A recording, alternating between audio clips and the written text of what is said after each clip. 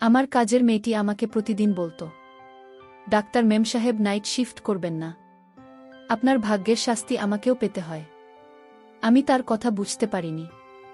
একদিন আমি অসুস্থ ছিলাম, তাই অন্য কাউকে দায়িত্ব দিয়ে হঠাৎ তাড়াতাড়ি বাড়িতে চলে এলাম। আমার রুম থেকে চিৎকারের আওয়াজ আসছিল। রুমের দরজা খুলে সামনের দৃশ্য দেখে আমি চমকে উঠলাম, কারণ রুমে কাজের মেয়েটির সাথে আমার স্বামী। এবার আসল ঘটনাটি বলি। হ্যালো বন্ধুরা, কেমন আছো তোমরা সবাই? আমি তোমাদের সবার প্রিয় কেয়া আপু, তোমাদের জন্য নিয়ে এলাম একটা নতুন গল্প। আজকের গল্পটা শুনলে তোমাদের 100% হাত নাড়াতে হবে। প্রতিদিন নিয়মিত ঘোপাগপির গল্প পাওয়ার জন্য আর আমার সাথে কথা বলতে চাইলে আমার চ্যানেলটি সাবস্ক্রাইব করে নোটিফিকেশন বেলটি অল করে রাখুন। তো গল্পটি শুরু করা যাক। কিছুদিন থেকে দেখছি যে কাজের মেয়েটি বারবার আমার কাছে আসতো এবং কিছু না বলে ফিরে যেত। সে হয়তো আমাকে কিছু বলতে চায়। 4-5 দিন এমন করতে দেখে একদিন আমি তাকে জিজ্ঞেস করলাম, কলি, সব কিছু ঠিক আছে? তুমি কি আমাকে কিছু বলতে চাও? আমি ভেবেছিলাম যে তারা হয়তো টাকার প্রয়োজন, কারণ গরিব মানুষের তো এটাই সমস্যা, সবসময় তাদের টাকার প্রয়োজন হয়। তাই আমি তাকে জিজ্ঞাসা করলাম, তার টাকার দরকার কি না? তখন কলি বলতে লাগল, না মেম সাহেব, আমার টাকার দরকার নেই, আমি বরং আপনার সাথে অন্য কিছু নিয়ে কথা বলতে চেয়েছিলাম। আমি তার মুখে দুশ্চিন্তার রেখা স্পষ্ট দেখতে পাচ্ছিলাম। আমি তাকে বললাম, কলি, তাড়াতাড়ি বল, আমার ডিউটিতে যেতে দেরি হয়ে যাচ্ছে। কলি বলতে লাগল, আমি শুধু আপনাকে বলতে চাই আপনি নাইট ডিউটি করবেন না। আমি হতবাক আর একটু রাগের সাথে ওর দিকে তাকালাম আর জিজ্ঞেস করলাম, নাইট ডিউটি না করার মানে কি? আমাকে এমন উপদেশ দেবার জন্য আমাকে রাগান্বিত দেখেও আর কিছু না বলে দ্রুত সেখান থেকে চলে গেল। আমি ভাবলাম হয়তো আমি চলে যাওয়ার কারণে ওকে বেশি কাজ করতে হয়, সেজন্য আমাকে এসব বলছে। যাই হোক, অনেক দিন ধরে ওর আচরণে পরিবর্তন দেখতে পাচ্ছি, তাই ভাবলাম যে আমার ওর উপর নজর রাখা উচিত এবং ওর মনে কি চলছে তা জানা দরকার। যাই হোক, আমি ডিউটিতে চলে গেলাম।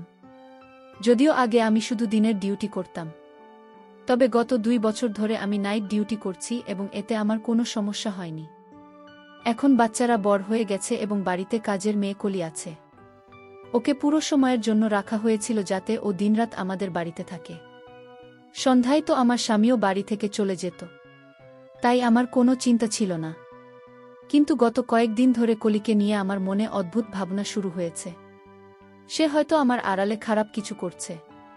প্রায় আমার সহকর্মী মহিলাদের থেকে শুনতাম যে এমনই এক মহিলা তার বাড়ির কাজের মেয়ের হাতে ছেড়ে দেয় এবং তার স্বামী কাজের মেয়ের সাথে খারাপ আচরণ শুরু করে এবং তাকে লুকিয়ে বিয়ে করে। এই খবর শোনার পর থেকে আমি শান্তি পাচ্ছিলাম না।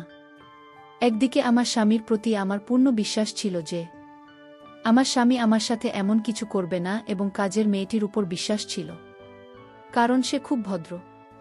কিন্তু আবার ভাবলাম যে কারও বদলাতে সময় লাগে না। আমি আমার স্বামী এবং কাজের উপর নজর রাখার সিদ্ধান্ত নিলাম।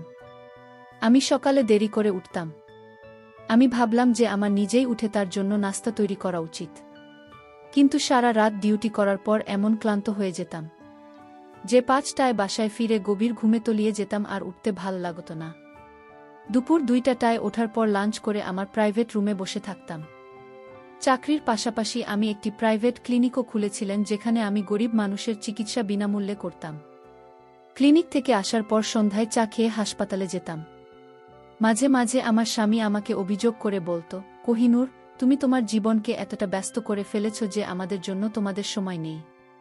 আমিও তোমাকে ভালোবাসি এবং তোমার প্রয়োজন অনুভব করি। কিন্তু আমার স্বামী খুব ভালো ছিল।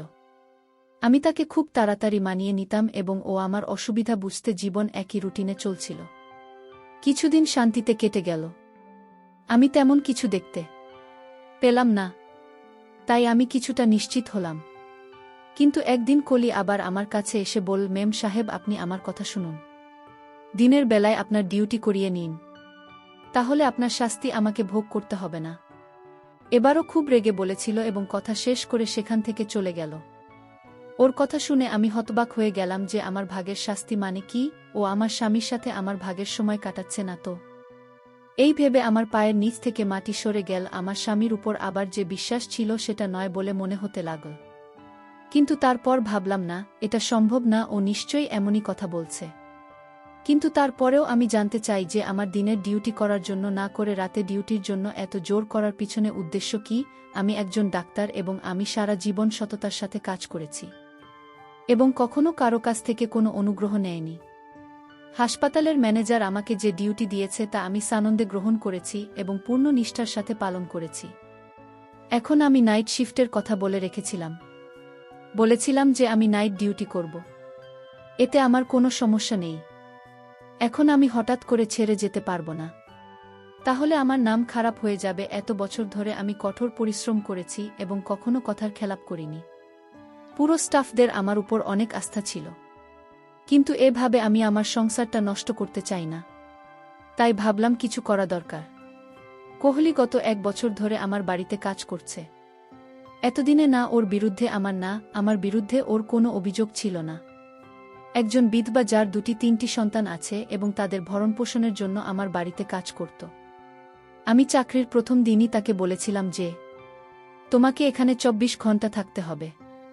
ওই সন্তানের নিয়ে কোনো চিন্তা ছিল না, কারণ ওর সন্তানের দেখাশোনা করার জন্য ওর বাবা মা ছিল এবং তারা গ্রামে থাকতেন, ও একাই আমাদের বাড়িতে থাকত। ওরা বেতন পেত, তা ওর গ্রামে পাঠিয়ে দিত।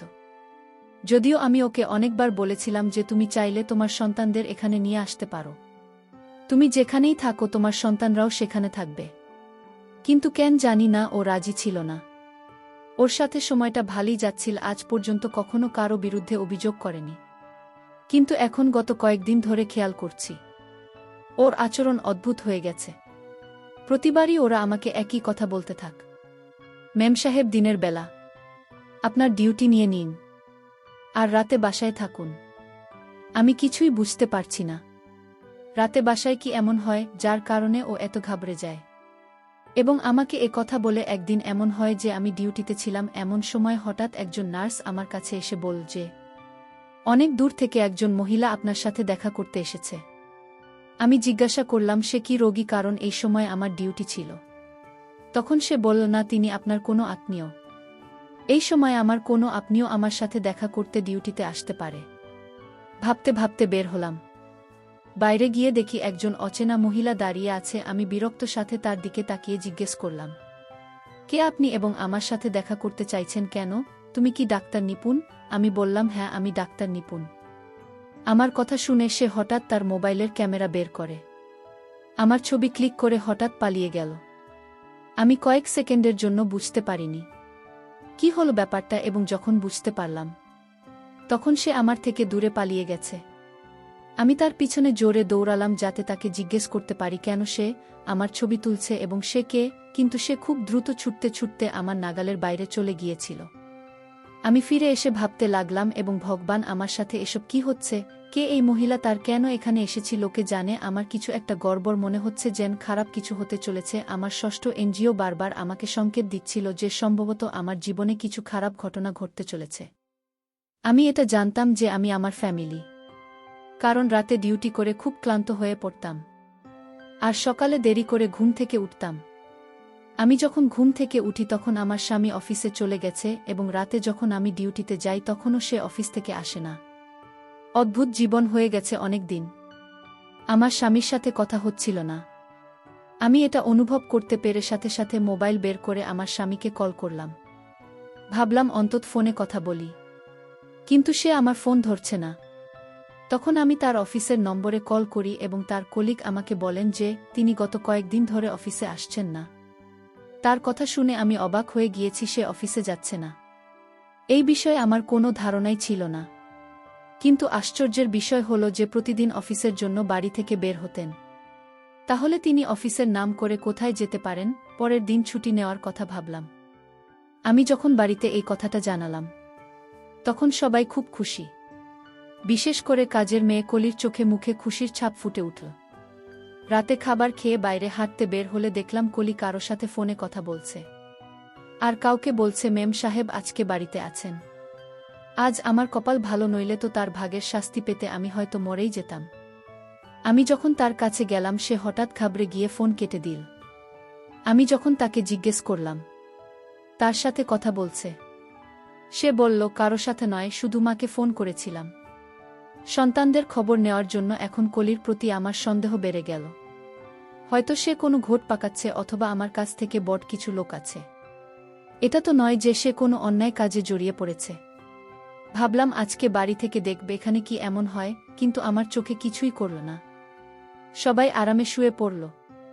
আমার ছুটির কথা শুনে আমার স্বামী খুব খুশি হয়ে বললেন, কতদিন হয়ে গেল আমরা একসাথে সময় কাটানোর সুযোগ পাইনি। আমিও বুঝতে চেষ্টা করলাম সে কি সত্যিই খুশি, নাকি শুধু খুশির ভান করছে। তাই সন্দেহের চোখে তার দিকে তাকালাম, যেটা সম্ভব কিনা যে আমি বাড়ি ছাড়ার পরে তার এবং কাজের মেয়েটির মধ্যে কোনো সম্পর্ক আছে কিনা। সেজন্য মেয়েটি আমাকে বলে যে আপনি বাড়িতে থাকুন, আমার একটি মেয়ে এবং একটি ছেলে আছে। মেয়েটি স্কুলে পড়ে এবং ছেলেটি ছোট ছিল এবং সেই স্কুলে যেত বাড়িতে। আমরা এই কজন ছিলাম, তাই আমার ধারণা ছিল বাড়িতে শুধু একটা কাজের মেয়ে যথেষ্ট। তাই কলি ছাড়া আর কাউকে কাজে নেওয়ার জন্য ভাবিনি। আমি বারবার পরিবারের সদস্যদের অন্য কোনো কাজের মেয়ে নেওয়ার কথা বলেছিলাম। তখন সবাই কলির অনেক প্রশংসা করে বলতো যে ও একা থাকলেও আমাদের কোনো সমস্যা হয় না, তাহলে অন্য কাজের মেয়ে নেওয়ার কি দরকার। আমিও স্বস্তি পেলাম। কিন্তু গত কয়েকদিন ধরে আমি লক্ষ্য করেছিলাম যে কলি আর আমার মেয়ে শান্তা একে অপরের সাথে আরও বেশি ঘনিষ্ঠ হতে শুরু করেছে। শান্তা সারাক্ষণ কলির আশপাশে থাকত। এটা দেখে আমার খুব অদ্ভুত লাগত যে কেন কোহলিকে এত ভালোবাসতে শুরু করল। আমি এটাও দেখছিলাম যে শান্তা আকিবের কাছাকাছি যাওয়ার চেষ্টা করত, কলিকে কাছে পাওয়ার চেষ্টা করত, কিন্তু কলি তার কাছ থেকে পালিয়ে বেড়াত। সেদিন আমি সারাদিন এবং সারারাত বাড়িতে থেকে দেখেছি। এমনকি হাসপাতালেও যায়নি এবং ক্লিনিকে বসে নিশান তাকে কোলের কাছে যাওয়ার চেষ্টা ছাড়া কিছু অস্বাভাবিক মনে হয়নি। কিন্তু আমি এই বিষয়টিকে উপেক্ষা করেছি, কারণ আমি বাড়িতে থাকি না, শুধু কলি বাড়িতে থাকি। তাই সে হয়তো কলির সাথে মিলেমিশে থাকে, কিন্তু সে রকম কিছুই ছিল না। আমি এখন ভিতরে গেলাম যে কলির এই নাটক কবে শেষ হবে কে জানে। আমি আমার রুটিন অনুযায়ী পরের দিন আবার নাইট ডিউটি শুরু করলাম। দুদিন পরে আমি খুব ভোরে উঠলাম, কারণ সন্ধ্যায় আমার এক বান্ধবীর বিয়েতে যেতে হবে। তাই আমি তার জন্য একটি উপহার নেওয়ার কথা ভেবে বাজারে গেলাম। সেখানে আমাকে এক জায়গায় দাঁড়াতে হয়েছিল, কারণ সামনে দৃশ্যটি আমাকে অবাক করেছিল। কারণ আমার স্বামী হাসপাতালের ভিতরে যাচ্ছিল। কেন ওকে হাসপাতালে যেতে হবে? ও একেবারে ঠিক আছে, ওর কোনো সমস্যা নেই। আমিও তাকে অনুসরণ করে হাসপাতালে গেলাম। দেখলাম সে রুমের ভেতরে চলে গেল। আমি জানালায় উকি দিয়ে দেখলাম সে মহিলাকে টাকা দিচ্ছিল। তাকে আমি চিনতে পারিনি, কারণ তার পিতা আমার দিকে ছিল। মহিলাকে টাকা দিয়ে আমার স্বামী দ্রুত বেরিয়ে গেল। এরপর মহিলাটি কাউকে ডাকা এবং কিছুক্ষণ পর যে মহিলাটি এল তাকে দেখে আমি চোখের পলক ফেলতে ভুলে গিয়েছি সেই মহিলাটি আর কেউ নয়, আমার কাজের মেয়ে কলি। মহিলাটি ক্লিকে কিছু টাকা দিন। কলি তাকে ধন্যবাদ জানিয়ে সেখান থেকে চলে গেলে আমি বুঝতে পারছি না এসব কি হচ্ছে। আমার স্বামী প্রথমে এক অজানা মহিলাকে টাকা দিল, তারপর সেই অজানা মহিলাটি আমার স্বামীর দেওয়া টাকা থেকে কিছুটা কাকলিকে দিন। অবশেষে মহিলাটি যখন আমার দিকে মুখ ঘোরালো, আমি স্তব্ধ হয়ে গেলাম। আমি কিভাবে সেই মহিলাকে বলতে পারি এতদিন পার হওয়ার পরেও তার মুক্তি আমার মনের মধ্যে আঁকা হয়েছিল। এই সেই একই মহিলা যে সেদিন আমার ছবি তুলে পালিয়ে গিয়েছিল। আমার স্বামীর সাথে এর কি সম্পর্ক? আমি ভাবলাম তাকে গিয়ে জিজ্ঞেস করব, কিন্তু এরপরে আর একজন লোক এসে সেই মহিলার সাথে হাত মিলিয়ে দুজন সেখান থেকে চলে গেল। এসব দেখে এখন আমি নিশ্চিত হলাম যে আমার বিরুদ্ধে কোনো গভীর ষড়যন্ত্র করা হচ্ছে এবং এতে আমার স্বামীর সাথে আমার কাজের মেয়ে কলি জড়িত। আমি সিদ্ধান্ত নিলাম যে আজ আমি দুজনকে হাতে নাতে ধরব। রাতে যখন আমি নাইট ডিউটিতে যাচ্ছিলাম তখন আমার স্বামীও বাসায় এসে আমাকে বলল, চলো আমিও তোমার সাথে যাব, কিছু জরুরি কাজে শহরের বাইরে যেতে হবে। আমি চিন্তায় পড়ে গেলাম যে ও যদি বাড়ির বাইরে থাকে তাহলে কিভাবে ওদের হাতে নাতে ধরব। হাসপাতালে গিয়ে ভাবতে ভাবতে আমার মাথা ব্যথা শুরু হলো। মাথায় প্রচণ্ড ব্যথা শুরু হল। 5 জন ডাক্তার রাউন্ডে এসে আমার অবস্থা দেখে বললেন, আমার মনে হয় না তুমি রাতের ডিউটি করতে পারবে, তোমার বাড়িতে ফিরে যাওয়া উচিত। আমার এমন প্রচণ্ড মাথা ব্যথা ছিল যে আমারও মনে হয়েছিল যে আমি এখানে আর থাকতে পারব না, নইলে আমার শরীর খারাপ হবে। আমি আমার জায়গায় অন্য একজন ডাক্তারকে ডিউটি দিয়ে এবং বাড়িতে না জানিয়ে চলে এলাম। রাতে হঠাৎ করে কখনো বাসায় ফিরিনি। দরজা বন্ধ ছিল। ভাবলাম ওদের ঘুম থেকে উঠানোর চেয়ে চাবি দিয়ে দরজা খুললেই ভালো হবে। ভিতরে ঢুকতেই বুঝলাম আমার স্বামী হয়তো এখনও বাড়ি ফেরেননি, কারণ তার গাড়ি ছিল না। আমি আমার রুমের দিকে যেতে শুরু করেছিলাম, এমন সময় হঠাৎ চিৎকারের আওয়াজ পেলাম। উপর থেকে শব্দ আসছে। দৌড়তে লাগলাম। আমি যখন উপরে গেলাম তখনও আমার ছোট মেয়ের ঘর থেকে চিৎকারের আওয়াজ আসছে। আমি এগিয়ে গিয়ে সাথে সাথে দরজা খুললাম। সামনের দৃশ্যটা দেখে আমার নিজেরই চিৎকার বেরিয়ে গেল। কারণ এটা সেই দৃশ্য যা আমার আত্মাকে নাড়া দিয়ে দেয়। আমি দেখলাম আমার মেয়ে বাজেভাবে কলিকে মারছে আর কলি গলা চিরে চিৎকার করছে। এগিয়ে গিয়ে ওকে সরিয়ে দিলাম। আমাকে দেখে বিরক্ত হয়ে গেল আমার মেয়ে। এদিকে আমাকে দেখে কলি তাড়াতাড়ি আমার পিছনে লুকিয়ে বলল, এই জন্যই তো আপনাকে নাইট ডিউটি না করতে বললাম। কারণ আপনি চলে যাবার পর আমার সাথে এটাই ঘটে। আপনার মেয়ে আমাকে প্রতি রাতে আমাকে মারধর করে। এবং এটা আজ থেকে নয়, অনেক দিন ধরে এমন। আর আপনার মেয়ের যন্ত্রণা আর সহ্য করতে হচ্ছে। আপনি যখন রাতে ডিউটিতে চলে যান তখন আপনার মেয়ে আমাকে প্রতি রাতে গলা ধরে আমাকে মারতে শুরু করে। আমি কাজের মেয়ের কথা শুনে অনেক চিন্তায় পড়ে গেলাম। তাহলে আমার মেয়ের কি হয়েছে যে আমার স্বামী এবং তোমাকে মারধর করে? তারপর আমার মেয়েকে একজন মানসিক ডাক্তারের কাছে নিয়ে গেলাম। মানসিক ডাক্তার বলল, আপনার মেয়ের কিছু হয়নি। আপনার মেয়ে বাবা মায়ের ভালোবাসা পায়নি। আর তাই আপনার মেয়ের এমন অবস্থা। আপনি থাকেন রাতে ডিউটিতে আর আপনার স্বামী থাকে দিনে ডিউটিতে।